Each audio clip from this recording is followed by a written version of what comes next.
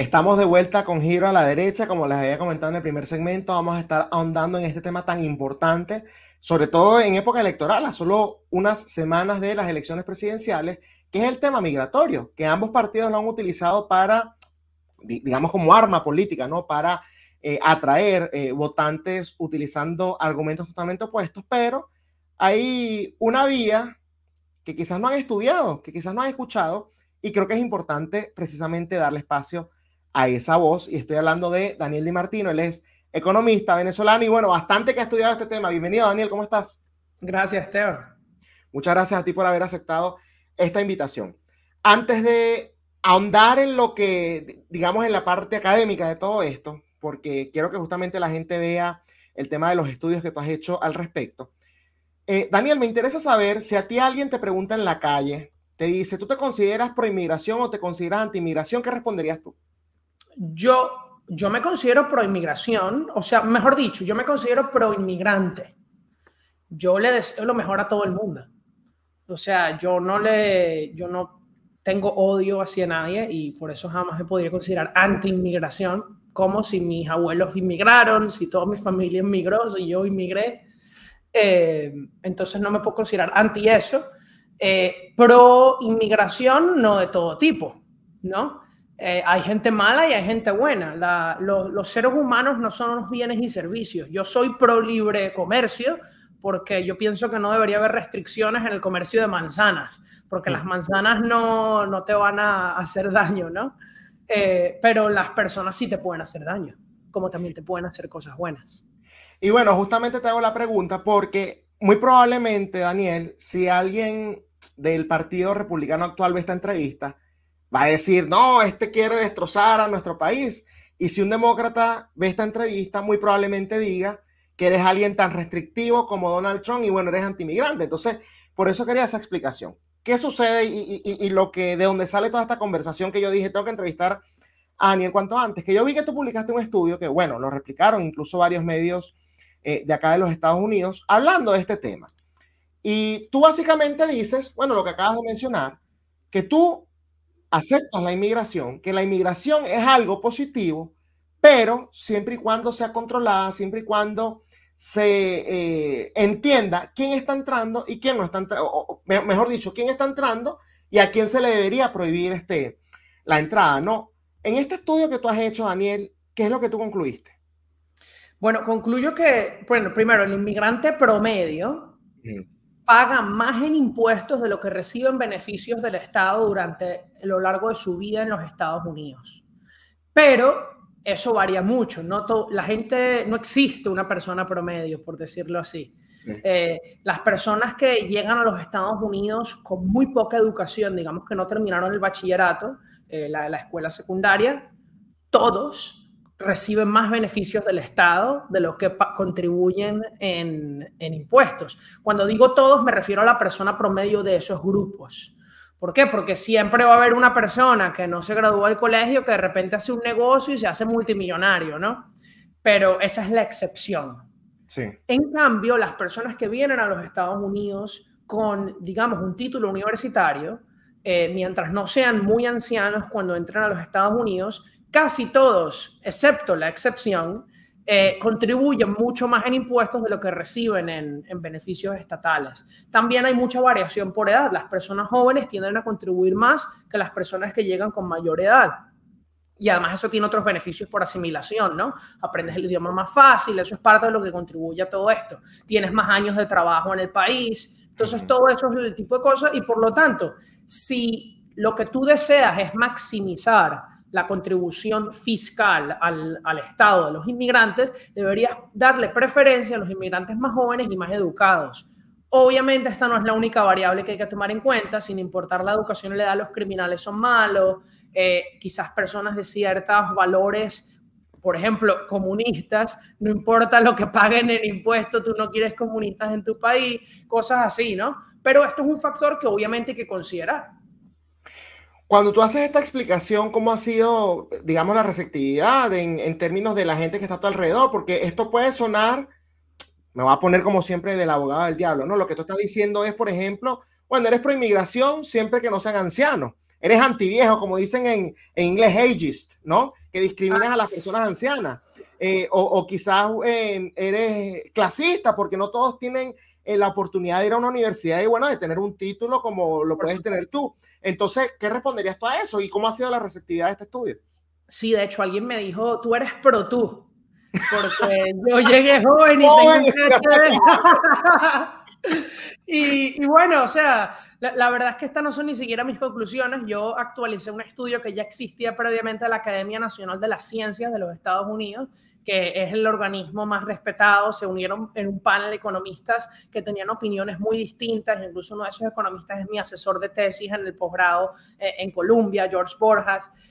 Y he conocido a varias personas del comité y básicamente yo simplemente refiné estos resultados para hacerlos más exactos. Algunas conclusiones cambiaron, pero la conclusión de que las personas más educadas y más jóvenes contribuyen más que las personas menos educadas y más ancianas es una conclusión universal de todo el mundo que ha estudiado este tema. Entonces, esta simplemente es la realidad. Ahora, tú dices, igual deberíamos aceptar a las personas menos educadas y más ancianas, está bien, pero te va a tocar pagar el precio. Eso es todo lo que estoy diciendo. Aceptar refugiados, muy bien, hay que aceptar refugiados si tú quieres, pero tiene un costo.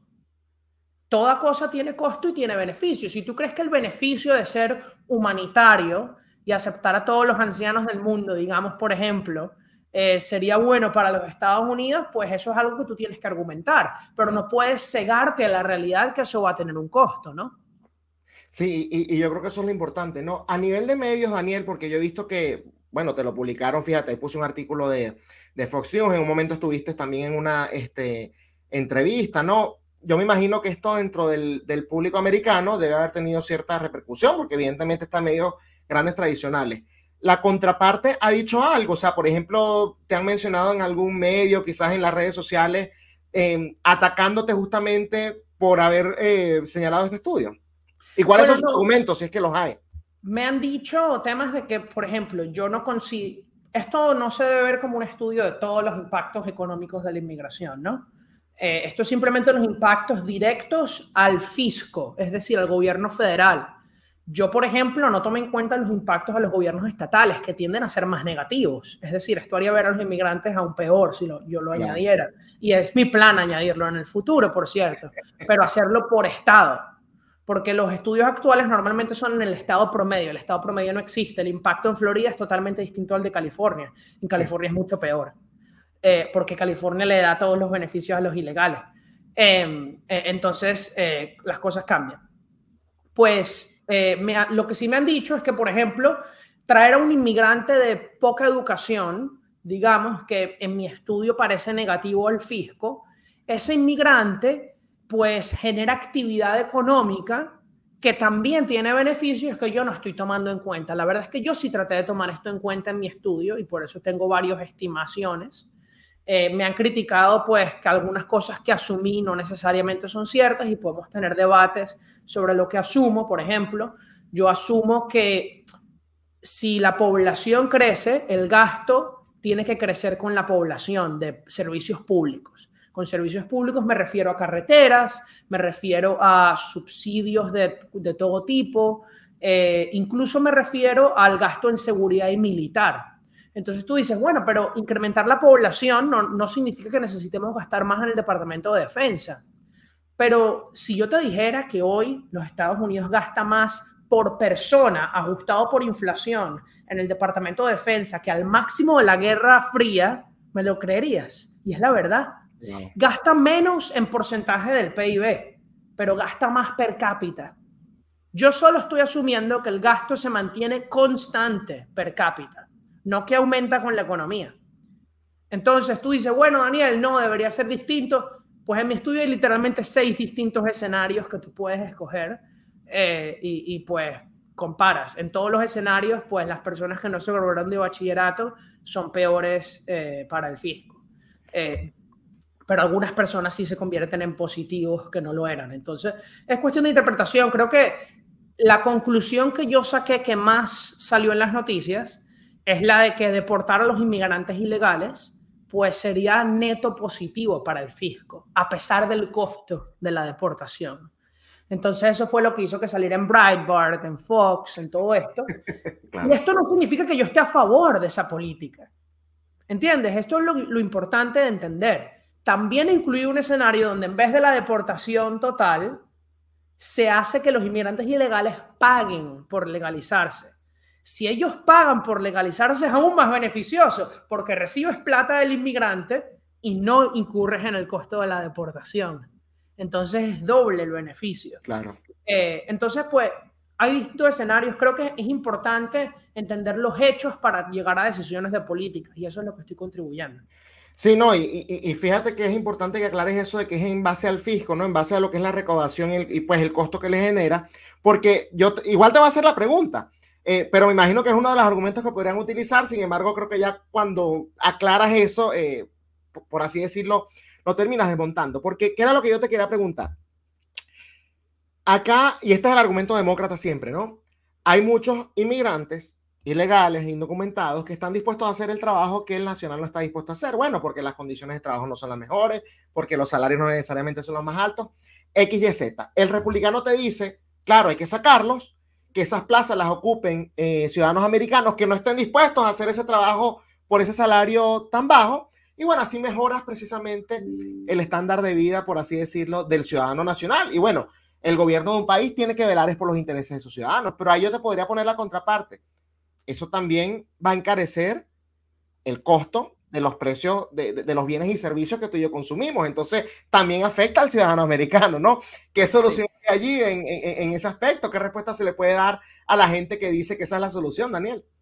Pues yo no estoy midiendo el efecto económico del inmigrante. Estoy asumiendo que no hay efectos económicos, es decir, que si crece la población, la economía crece proporcionalmente. De hecho, esto es parte por la cual el inmigrante promedio es positivo, mientras que el nativo promedio no lo es. Y es así por el tema de la deuda. Piénsalo de esta forma, esto no se trata de inmigrantes o nativos, se trata de personas y de crecimiento poblacional, incluso de más bebés. Si hubiera una política que fuera, podemos crear más bebés, tendría el mismo impacto que más inmigrantes. Si la deuda se mantiene constante, imagínate que balanceamos el presupuesto hoy, Esteban. Oh, por fin. 0, pero la población disminuye con el tiempo, la deuda por persona está aumentando. Claro. Ese es el problema demográfico del mundo y por lo cual yo pienso que estamos bien fregados, porque eso significa que no necesitamos balancear el presupuesto, necesitamos un superávit cada vez más grande si la población disminuye, lo cual es gravísimo porque va a hacerse cada vez más difícil copar con la deuda que tenemos, porque no va a haber cómo pagarla con menos personas. Entonces, esa es una de las conclusiones que llegué con mi estudio también, que el tema demográfico es muy grave. Pero por eso, más inmigrantes mecánicamente, y si un inmigrante, imagínate que un inmigrante es como un nativo promedio, sería bueno traerlo, porque más personas significa que la deuda tiene menos peso per cápita. Literalmente le estás quitando deuda a un nativo gringo para dársela a un inmigrante nuevo. Y eso pues le conviene a los nativos. Eso es interés nacional. Literalmente quitarte tu deuda y dársela esa responsabilidad a alguien más. Entonces, por eso el inmigrante promedio es positivo. Pues nada, yo pienso que pues sobre el tema de que si le quitan los trabajos o no, yo asumí que ni se los quitan ni se los dan. Tú podrías decir, bueno, si se los quitan, entonces los sueldos bajan.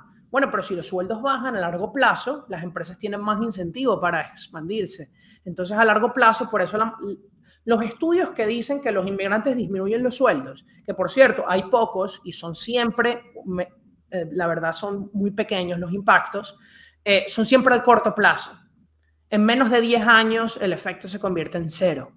¿Por qué? Porque la economía se equilibra. Cuando los sueldos bajan, las empresas abren más porque es más barato abrir. Exacto. Entonces, al final lo que nos importa a nosotros como economistas, bueno, o por lo menos a mí como economista, es el largo plazo. Porque es más importante cómo vamos a vivir en 50 años. Yo quiero que seamos el triple de ricos en 50 años, el cuádruple, el quíntuple. No vamos a ser 1% más ricos o 1% más pobres mañana. ¿entiendes? Hay que pensar a largo plazo. Entonces, yo decidí ser neutral en el tema en este estudio. Si no quisiera ser neutral, pues podríamos decir que probablemente a largo plazo, en especial los inmigrantes de alta educación, tienen efectos muy positivos sobre la innovación. Y de hecho mi estudio entonces subestima su contribución fiscal y quizás sobreestima la contribución fiscal de los de pocas habilidades, si tú piensas que les quitan los trabajos. No podemos pensar que la economía es cero suma, entonces no puede ser que simplemente le quiten los trabajos, sino más población sería malo. Pues nada, ese es el tema. Sí, total. Lo único que te iba a decir es que si nos está escuchando algún keynesiano, se va a morir. Ah, tú pensando a largo plazo, ¿te recuerdas la famosa frase, en el largo plazo todos estamos muertos, ¿no?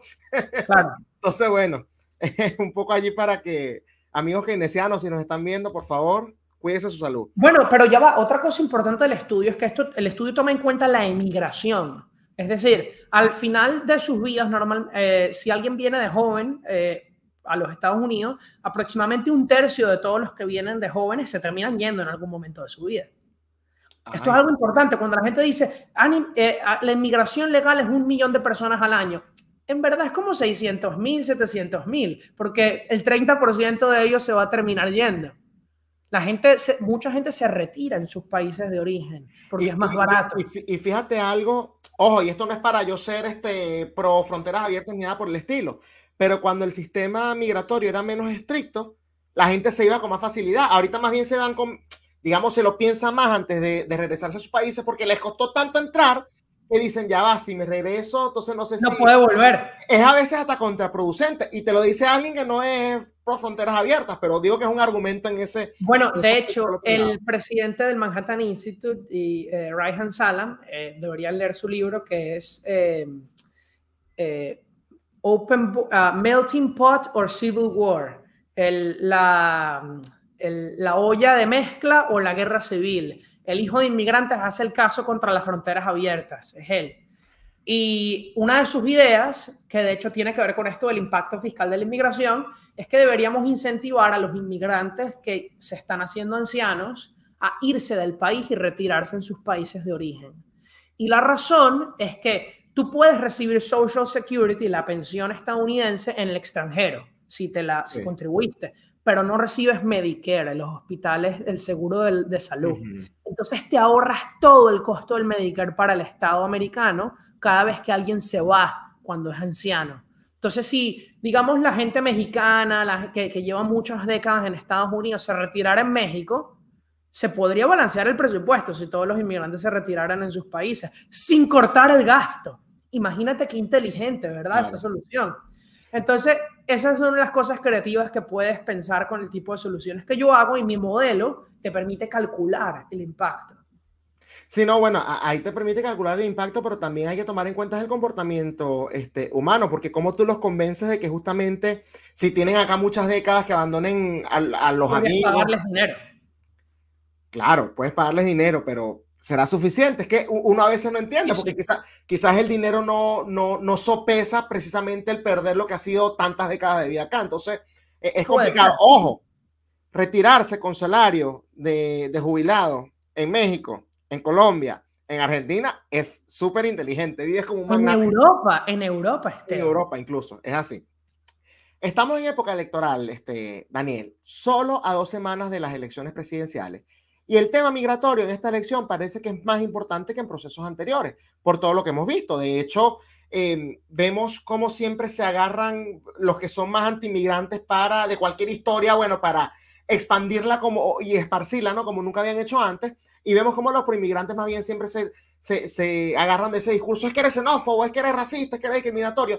Y en esa guerra andan porque, bueno, los votantes le están prestando demasiada atención a ese tema. Hemos visto lo que pasa en Aurora, hemos visto los rumores de lo de Ohio. Digo rumores porque, bueno, obviamente la narrativa oficial apunta que es eso. Hemos visto múltiples crímenes que se han cometido, por ejemplo, Laken Riley en Georgia, la muchachita de Jocelyn, no me recuerdo el apellido, de 12, 13 años que se violaron en Texas. Entonces, es un tema que ya es hasta personal para muchas personas. A tu juicio, dentro de estos 2 candidatos que tenemos, Kamala Harris y Donald Trump, ¿quién está, independientemente de que no estés de acuerdo al 100% con ninguno, porque yo estoy seguro que estás en esa postura, quién está siendo más realista y quién tiene un aporte o una solución o una propuesta que vaya más acorde con la solución, valga la redundancia, de este problema, Daniel? Uf, esa está interesante, porque pienso que Trump va a intentar resolver el problema de la frontera y Kamala no lo va a intentar resolver. Okay. ¿Por qué? Porque ya estaba en el poder y no lo ha hecho. Así es. Pero no pienso que Trump pueda resolverlo por orden ejecutiva. Pienso que necesitamos un Congreso republicano. Wow. Y creo que ese es el tema. Entonces, la verdad no estoy seguro. Me hacen una pregunta difícil. Y la verdad la haces porque a pesar de que en cuanto a las ideas del mismo candidato de Trump, pienso que son mucho mejores en inmigración que las de Kamala. Porque recordemos, Trump incluso les ofreció a los demócratas un trato en el 2018 de, mira, les vamos a dar amnistía a más de 1 millón de personas que vinieron como menores de edad. No solo eran los Dreamers actuales, los de DACA actual, eran más que los de DACA, sí. A cambio de que solo me den dinero para el muro. Muro que ahora apoyan. Un muro, denle su plata, ¿qué importa? No lo hicieron, porque a los demócratas no les importa la gente. Les importa mantener el tema vivo para los votos. Es así. A Trump es verdad que le importan los votos, pero a él también le importa personalmente su muro, honestamente. Y los demócratas ni se aprovecharon de eso, que muestra su estupidez política si su objetivo realmente fuera ayudar a los inmigrantes ilegales. Y ojo, yo no quiero que se deporten a las personas que vinieron a los Estados Unidos cuando eran niños, que no era su culpa. No me parece ético. Ni me parece producente, porque la mayoría de esas personas están siendo miembros productivos de la sociedad. Todos los criminales votan a todos los criminales de todos los países del mundo, ¿sabes? No me importan los criminales de robo, de todo eso. Entonces, pienso que las ideas de Trump son mejores. El tema es que el equipo de Trump no va a ser lo mejor en cuanto al tema de la inmigración legal. Porque ahí va a estar personas como Stephen Miller, incluso el mismo J.D. Vance, que lo que quieren es reducir la inmigración legal de incluso personas con altas habilidades, que son los que incrementan la innovación. Y eso no lo está haciendo el equipo de Biden o de Kamala. De hecho, lo están haciendo más fácil para las personas de altas habilidades emigrar legalmente. Cada vez hay más actualizaciones del manual de inmigración que lo hacen más fácil, que pues están tratando de acelerar el procesamiento, han hecho varias reformas que yo he apoyado en cuanto al tema burocrático y la administración de Trump no lo va a hacer. Entonces pienso que a pesar de que Trump va a ser bueno en contra de la inmigración ilegal, va a ser malo para la inmigración legal. Y Kamala es lo opuesto. Entonces son las dos caras de la moneda. Claro, y a tu juicio, porque fíjate, yo estaba viendo también, ojo, relacionado con el artículo, pero fue una respuesta que le hiciste a alguien acá, ¿no? Porque Trump estaba justamente diciendo, queremos más inmigrantes siempre que vengan legalmente, y tú le dijiste, yo sé cómo solucionarlo, ¿no? Y hiciste referencia precisamente a varios de estos estudios que has hecho, ¿no? A tu juicio, ¿qué es lo que tiene que hacer para facilitar el camino de esta migración legal que viene a trabajar, que viene a producir, y para evitar la inmigración ilegal justamente? Bueno, empezamos cuando yo digo facilitar la inmigración legal, no me hablo de la legal de todo el mundo. Por eso. Yo no estoy diciendo que una persona venga a ser carpintero, a pesar de que, bueno, que puedan venir, está bien, pero no, esa no es el tipo de persona que estoy hablando. Cuando te hablo de una persona que va a incrementar el crecimiento económico, te estoy hablando de alguien que es un médico, por ejemplo. Ingeniero. Un ingeniero, una persona que va a hacer investigaciones en una universidad. Un multimillonario que va a abrir un negocio. Yo pienso que no debería haber límite en el número de multimillonarios que quieran ir a tu país. Si tú quieres crear empleo y ganar dinero de impuestos, ¿por qué no vas a querer el mayor número de multimillonarios posible? Pienso que es en el interés de todos los países robarse los millonarios de otros. Esto no se trata ni siquiera en específico de Estados Unidos. Y de hecho, Estados Unidos hoy tiene un límite en la visa EB5 de la Green Card de inversión, donde necesitas invertir más de 1,1 millones de dólares y crear 10 empleos. Solo pueden entrar 9.900 personas al año así. Yo pregunto, ¿por qué? ¿Por qué no 15.000? Si 15.000 multimillonarios quieren entrar, ¿por qué no 20.000?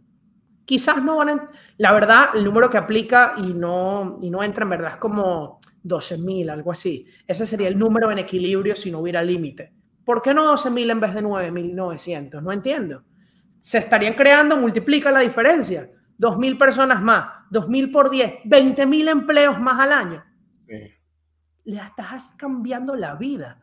a no 20.000 personas, a 20.000 familias al año. Estamos hablando de muchísimas personas. Entonces, ese es el tipo de inmigración. Entonces, ¿qué reformas prácticas? Número uno, si un inmigrante legal quiere pagar para que su aplicación sea procesada más rápida, deberían dejarle pagar. Eso es una de las soluciones. No necesitamos dinero del contribuyente, que los inmigrantes paguen para que las cosas se procesen más rápido. Si quieren, opcional. Claro. Ni siquiera estoy obligando. Otra solución que se podría hacer, que no hubiera límites en el número de millonarios que puedan entrar, se incrementa la inmigración ligeramente por un par de miles de personas al año, y que no hubiera límites en cuanto a las personas de habilidades extraordinarias. Es decir, la visa de B1 e incluso la visa de B2 para personas con posgrados en áreas de matemática, ciencia, tecnología e ingeniería. Eso incrementaría la inmigración por aproximadamente entre todos 100.000 personas al año. Es 10% más de lo actual, legal, que actualmente, pues si tú eres una persona con un premio Nobel de la India, porque hay un límite de personas por país que puede entrar, no puedes venir a Estados Unidos, a pesar de haber ganado el premio Nobel por haber nacido en la India. Pues eso me parece injusto y estúpido, también por parte de la nación que lo recibe. Es tanto injusto como estúpido. Entonces, ese es el tipo de reformas. En cuanto a la inmigración ilegal, yo pienso que la forma de limitarlo es algo que ninguno de los dos partidos está haciendo. La gente cree que pues, el presidente puede decir, yo declaro la frontera cerrada, nadie entra, los vamos a devolver a todos. Ok, a los mexicanos los puedes devolver. Va a haber problemas legales, porque según la ley, que fue pasada en el año 80, el Acta de Refugiados, toda persona en territorio físico de los Estados Unidos tiene derecho a pedir asilo. Ahora tú dices, les vamos a negar el asilo. Muy bien, ¿con qué jueces? Hay 700 jueces, los casos se deciden en base al orden de llegada. Llega 1 millón de personas en un año, los jueces no pueden decidir eso con eso. Entonces necesitan, bueno, contratamos más jueces. El presidente no lo puede hacer, necesita dinero del Congreso para contratar más jueces.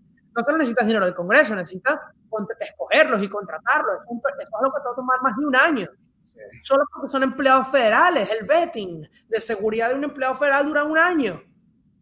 Entonces, las cosas no son fáciles como te lo dicen en televisión. Y esto es con los mexicanos, que para rechazarlos inmediatamente. Pero digamos que lo rechaces, digamos que logres contratar a los jueces. ¿Cómo haces con los venezolanos? Venezuela no acepta deportados.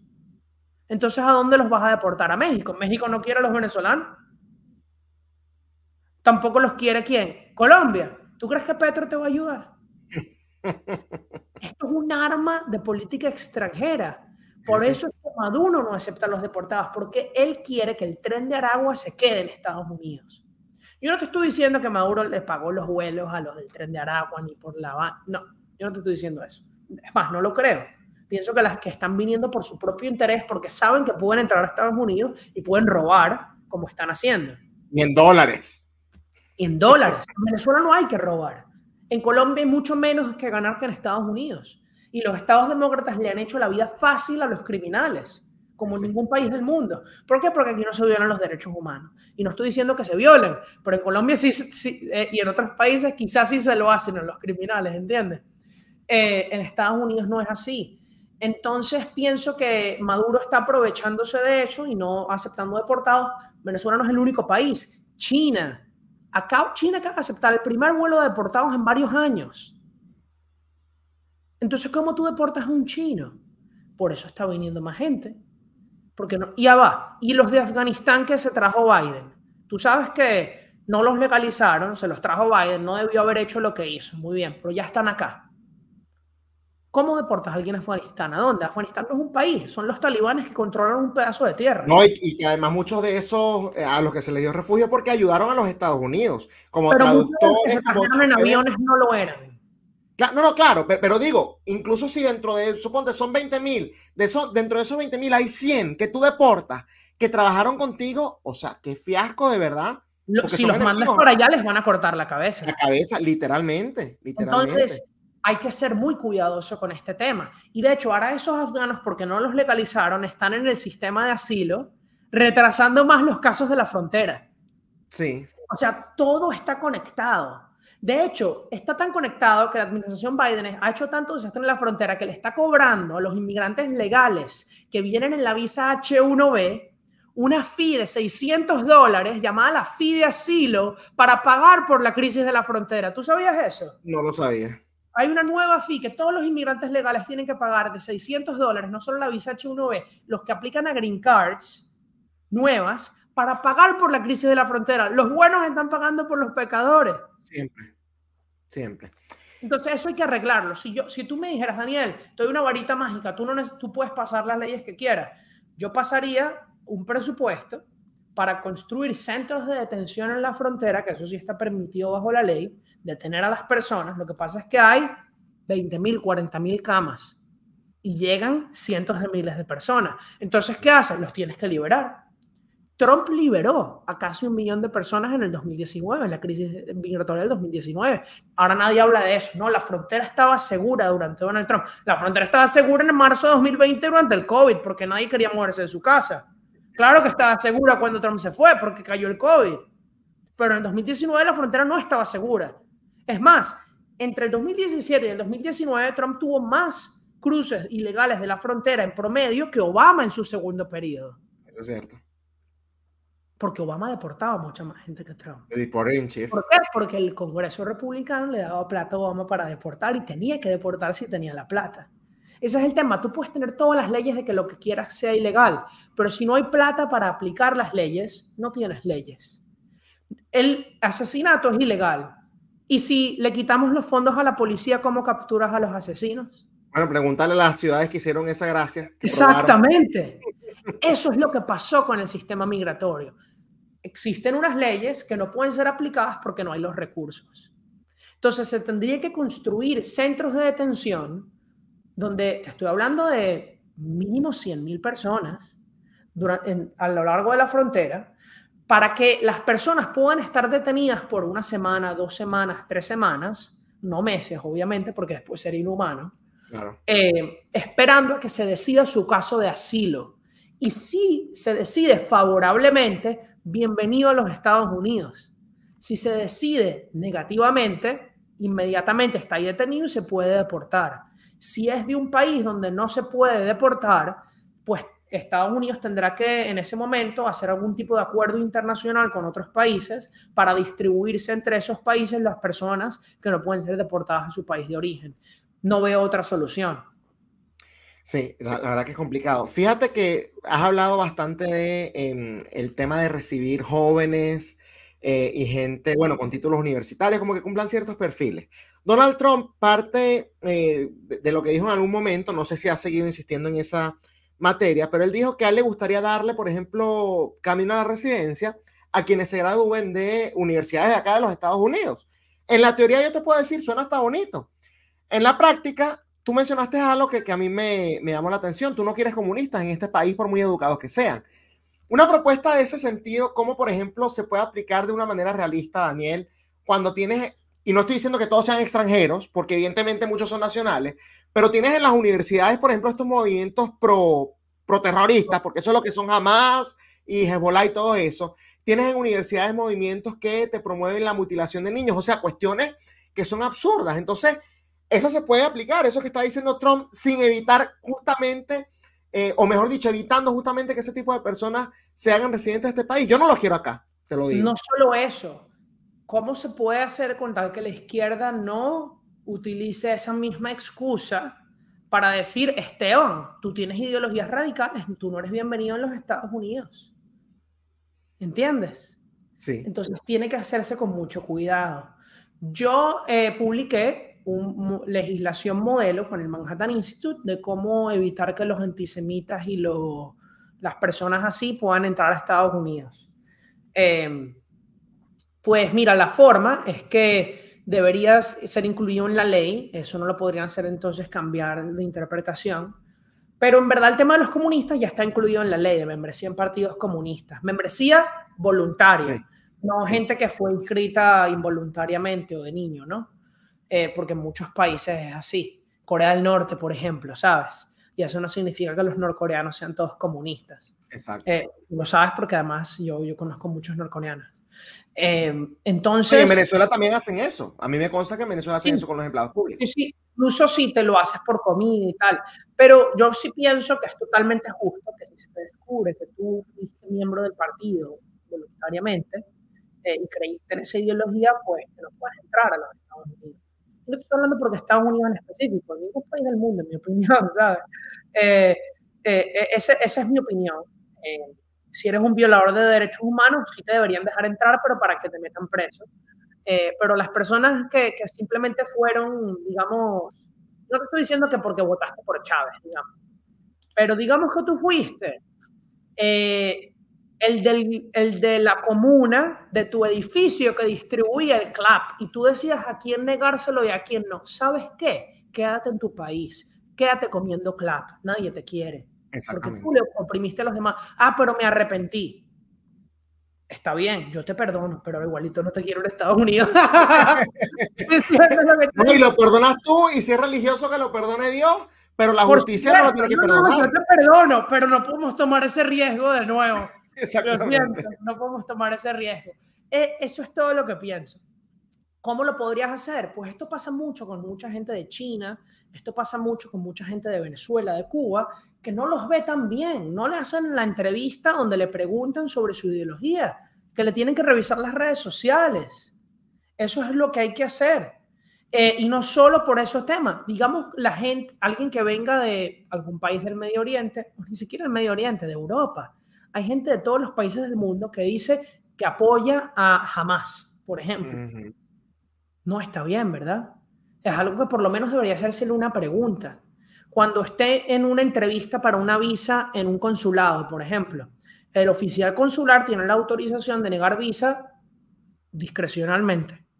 No necesita ni justificarlo en la mayoría de los casos. ¿Por qué no se le pregunta a todas las personas, ¿usted apoya lo que ocurrió el 7 de octubre en Israel? Lo que hizo Hamas. Y si te dicen que sí, negado. Suficiente. Ah, bueno, que van a mentir. Bueno, pero algunos no mentirán y esos caen. Y son 3 menos. Ese es un ejemplo.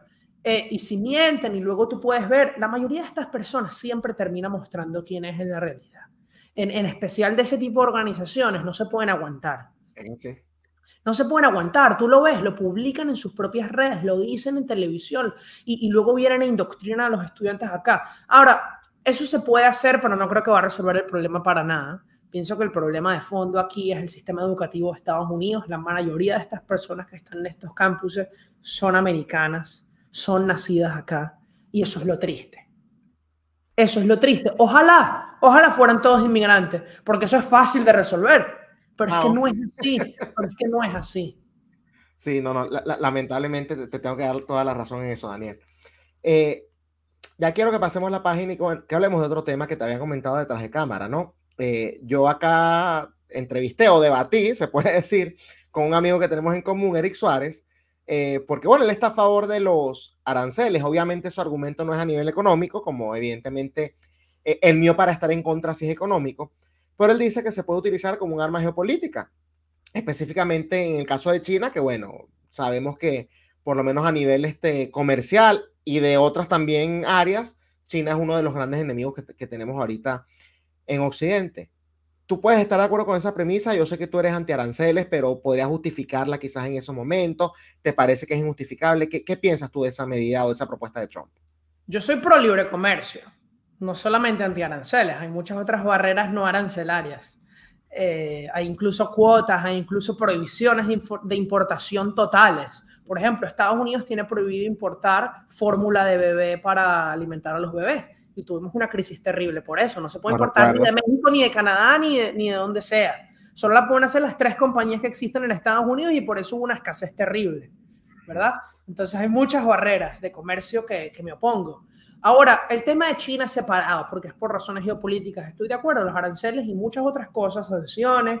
Las sanciones son una forma de arancel extremo, ¿no? Se prohíbe la importación del petróleo venezolano.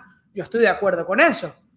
Pero Trump lo que propone es un arancel a todas las importaciones. ¿Tú sabes qué porcentaje del comercio estadounidense es con China, de todo el comercio?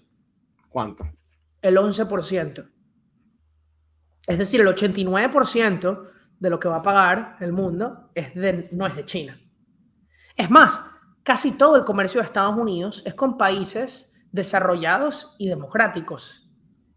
Es con Europa, es con Canadá. Con Canadá es muchísimo, por cierto. Y es con México, que no es ni desarrollado ni totalmente democrático, pero ciertamente no es una amenaza para los Estados Unidos actualmente. Bueno, digamos el narcotráfico, lo que sea, sí, pero digo, no es un país que va a invadir, no es un país... Sí, no, ni a nivel militar ni a nivel comercial es amenaza, todo lo contrario. En todo caso depende de los Estados Unidos, México, los mexicanos no odian a los Estados Unidos, o sea, todo este tipo de cosas, y que tiene un tratado de libre comercio preferencial también. Es con países latinoamericanos como la República Dominicana, Panamá, Perú, que no debería haber sanciones. Entonces, yo estoy de acuerdo con el libre comercio con naciones libres y aliadas. Si tú me dices, yo quiero ponerle aranceles a China, ok, pero yo quiero que se quiten todas las barreras comerciales con Canadá, con México, con toda Europa. Daniel, perdón que te interrumpa. ¿Cómo tú decides que es un país libre y que no es un país libre? Porque, por ejemplo, y ojo, yo sé que tú eres hater, ¿no? Por así decirlo, de Bukele, y en ese caso tú vas a decir, bueno, en contra de él también me iría. Yo sí quiero comercio libre con El Salvador. ¿Sí quieres comercio libre con El Salvador? Bueno, de hecho, ya existe un tratado de libre comercio del cual El Salvador es parte. Claro, ok, pero... No es total, pero sí, yo quiero total con El Salvador. Pero Bukele, según tú mismo, y tú has dicho, mira, Bukele no es lo más democrático que existe. Correcto. Entonces, ajá, ¿por qué mides a otros con otra vara y a Bukele no con esa? Yo pienso que la única excepción al libre comercio debe tratarse de amenazas a Estados Unidos. China Venezuela no es una amenaza a los Estados Unidos. ¿Quién es una amenaza? Venezuela no lo es. Venezuela, en mi opinión, sí es una amenaza terrible a los Estados Unidos. Venezuela explícitamente es amigo de Irán, entrena gente de Hezbollah. Claro, son amigos, pero no hay manera, está en la esfera de influencia de Estados Unidos. Realmente si ellos quisieran sacar a toda esa gente lo pueden hacer. Bueno, te pongo otro, olvídate de Venezuela, está bien. Nicaragua no es amenaza para los Estados Unidos. Bueno, de hecho, Nicaragua está parte del Tratado de Libre Comercio de América Central y lo quieren sacar, y yo estoy de acuerdo. No, porque pienso que hay que sancionar a esos regímenes, pienso que son malos, yo me opongo a ellos. Pero va a venir un izquierdista mañana y te va a decir, yo no quiero nada con Bukele, yo no quiero nada con, suponte, Álvaro Uribe si estuviese en el poder, Álvaro Uribe era un dictador para ellos. Estoy totalmente de acuerdo y tiene que haber una discusión en el Congreso, quizás en la rama ejecutiva, sobre qué países debe ser sancionado. Pero esa debe ser la excepción, no la regla. Claro. ¿Entiendes? Hay muchos países dictatoriales con los que quizás debería haber libre comercio. Arabia Saudita, quizás. Emiratos Árabes. ¿Por qué no? No son una amenaza. De hecho, tienen hasta bases militares de los Estados Unidos. ¿Cómo tú no vas a tener comercio libre con un país que literalmente tienes tus militares ahí? Sí. Los países de la Unión Europea. ¿Por qué? Ok, te voy a dar un ejemplo que, por ejemplo, a mí me molesta. ¿Por qué Estados Unidos tiene aranceles en la Nutella de Italia? ¿Qué amenaza? Es una amenaza a la seguridad nacional, a los trabajadores del chocolate americano. No me friegues la paciencia con eso, por favor.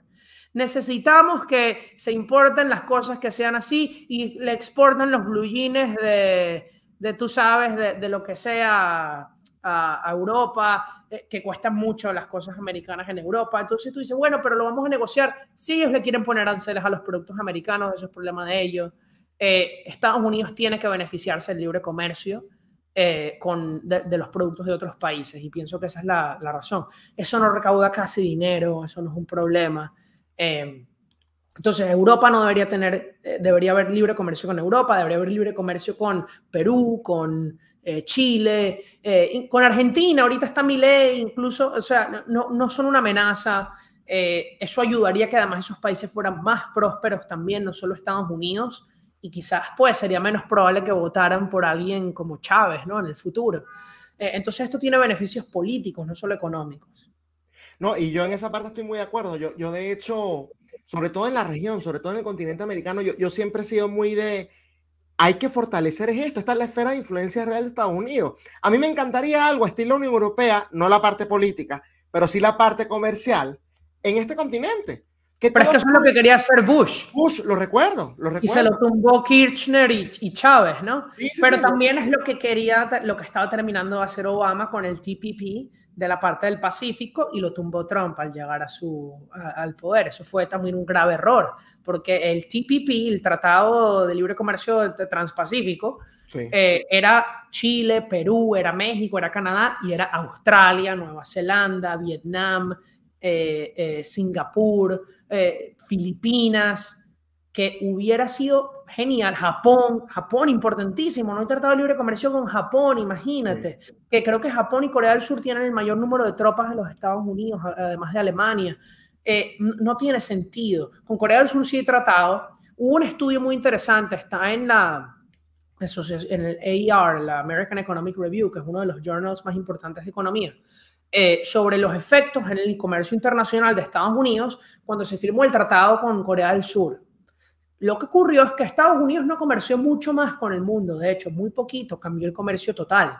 Lo que pasó fue que se cambió entre qué países se comerciaba, y hubo menos importaciones y exportaciones a China y más a Corea del Sur.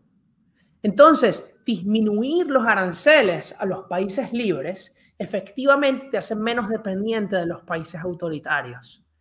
Eso es algo bueno, porque es mejor importar y exportar a Corea del Sur que a China. Porque si China puede ir a la guerra contigo, Corea del Sur no va a ir a la guerra contigo. China tiene armas nucleares, Corea del Sur no. Son las que tiene Estados Unidos en su territorio. Es así. Así. Y bueno, ya para ir finalizando, quiero que, aprovechando que estás acá, que sigamos hablando de economía. Ya hablamos de los aranceles de Trump. Háblame de las propuestas de Harris. Ella ha hablado de control de precios. Los demócratas dicen que ese no es el control de precios al cual nosotros estamos acostumbrados en Venezuela, porque es que, bueno, hay controles de precios buenos y controles de precios malos dependiendo de quién los imponga, ¿no?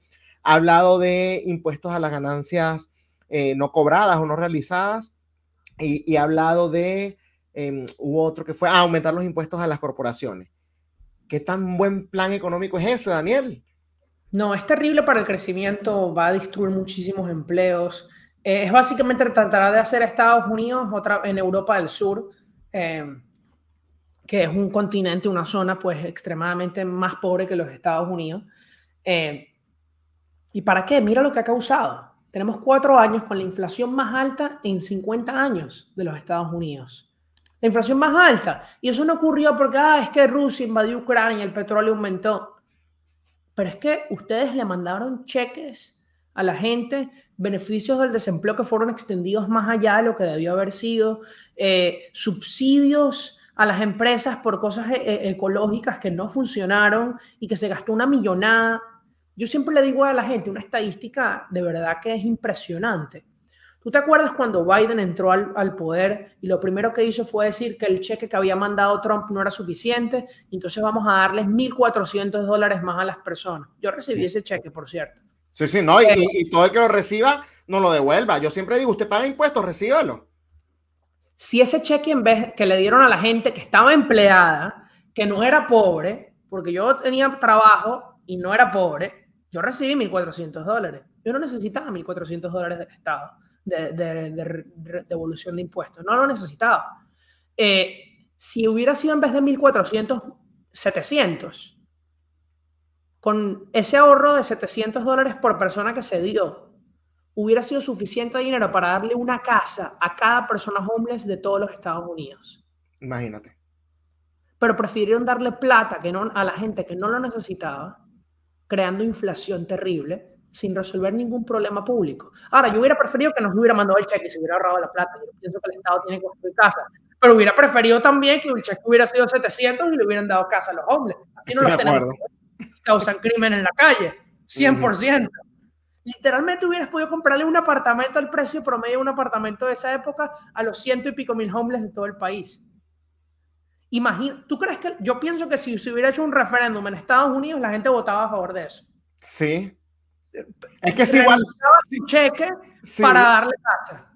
Es que si igual lo vas a gastar, yo estoy de acuerdo contigo, yo no creo que eso se deba usar en eso, no.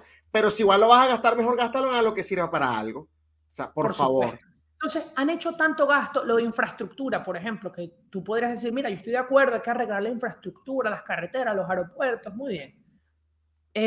pusieron tantas regulaciones que tiene que ser comprado en Estados Unidos todos los materiales, tiene que ser con mano de obra sindical, porque al final esto no se trataba de mejorar la infraestructura, esto no se trataba incluso de hacer a Estados Unidos un país más medioambiental, a favor del medio ambiente, ecológico, no, esto se trataba de darle, igual que perdonar la deuda estudiantil, esto se trataba de darle plata a la gente que apoya a los demócratas, darle plata a la gente endeudada, que son médicos y abogados que van a recibir plata, porque la suspensión de los intereses, por cierto, que se hizo desde 2020, que está bien, tenían razón cuando Trump lo hizo porque fue el principio de la pandemia, pero no debió ser extendido luego, que Biden entró en enero del 2021, en menos de un año, ya eso debió haber sido eliminado. La suspensión de intereses significa que tu deuda no crecía ni siquiera con la inflación. Eso fue efectivamente, dada la inflación que hubo, perdonar el 20% de la deuda estudiantil sin nada. ¿Y eso a quién benefició? A los que tenían más deuda proporcionalmente. Exactamente. Que son los abogados, los médicos que ganan más plata. Las distintas rondas de perdonar deuda, gente que apoya a los demócratas, lo de las cosas ecológicas, los dueños de las empresas de paneles solares que donan a los demócratas, la infraestructura, los sindicatos y a las cosas hechas aquí. Los que le donan a los demócratas, los sindicatos, el 99% de las donaciones sindicales son para los demócratas. Es efectivamente corrupción legalizada, es dar cheques a tus votantes. Y eso es lo que quieren hacer ahora de nuevo. Quieren más. Ahora, la promesa de Kamala es darle, ¿cuánto? $25,000 o $15,000 a las personas que compran. 25,000 a cada persona que compra una casa. ¿Tú sabes cuántas casas se venden al año? ¿Cuánta plata sería? O sea, la respuesta a todos los problemas de Kamala Harris es darle dinero a la gente. Y el dinero sale del aire, lo podemos imprimir, ¿será? Venezuela, ¿no? Vamos a crear inflación. No, y que además esos 25,000, o sea, bueno, tú que eres economista, Daniel, le están aumentando el valor a las casas mínimo en $25,000. No, si mi negocio fuera Realtor, yo pienso que Kamala Harris sería la mejor candidata. Exactamente. Porque tú cobras en proporción al precio de la casa. Cobras en porcentaje. De venta, y eso va a aumentar las ventas y el precio de las casas. No, y por eso digo, mínimo en 25,000, porque bueno, el mercado va a responder de esa manera. Ay, la gente ahora puede gastar $25,000 más. Pero cuidado que la demanda por esos 25,000 aumente más desproporcionalmente, que termina aumentando incluso más de 25,000. Es verdad, depende de la elasticidad de la oferta. Por eso, entonces es como que, no, de verdad que bueno, es un desastre. Entonces, esa solución, el tema ecológico ha sido muchísimo. Lo que han gastado en subsidios a carros eléctricos que se compran solo las personas de altos ingresos es increíble. Eso. Es increíble. La cantidad de dinero es que es más que programas de ayudas a los pobres. Es ayudas a los ricos. Esto ha sido la mejor administración para la clase media alta. Específicamente para la clase media alta, ni siquiera para los más altos, para la clase media alta. La gente que gana $200,000, $300,000 al año, que vive en ciudades demócratas, en los suburbios, se ha beneficiado tremendamente. La gente que es médico, doctor, que tenía deuda estudiantil reciente, se ha beneficiado tremendamente. ¿Y quiénes se han perjudicado? Bueno, la gente muy, muy rica que no han visto disminuciones de los impuestos, probablemente, y la gente de clase media baja, que ha visto su poder adquisitivo reducido por el aumento de la inflación. Entonces, eso ha sido terrible. Además, el tema del crimen, lo que ha hecho Kamala Harris y los demócratas a nivel local, con no perseguir a los criminales. De verdad que ojalá hubiera un cambio. Sí, ojalá. Y de verdad que, bueno, te agradezco muchísimo, Daniel, por haberme acompañado hoy en Giro a la Derecha. Buenísimo, Esteban, gracias. Muchas gracias. Bueno, era Daniel Di Martino, economista, gran analista, como pudieron ver, comentando sobre el tema migratorio, pero desde el punto de vista económico específicamente, y también las propuestas económicas que evidentemente tienen ambos candidatos en esta contienda. Una conversación bastante profunda, interesante, y que espero que le dé luces a muchas personas que hoy por hoy defienden cuestiones sin sentido, sencillamente porque las promueve el partido político al cual pertenecen. Esto ha sido todo por hoy en Giro a la Derecha con Esteban Hernández, pero nos vemos nuevamente el día de mañana por esta misma plataforma que es Contrapoder 3.0, el canal de la derecha en YouTube. Hasta mañana.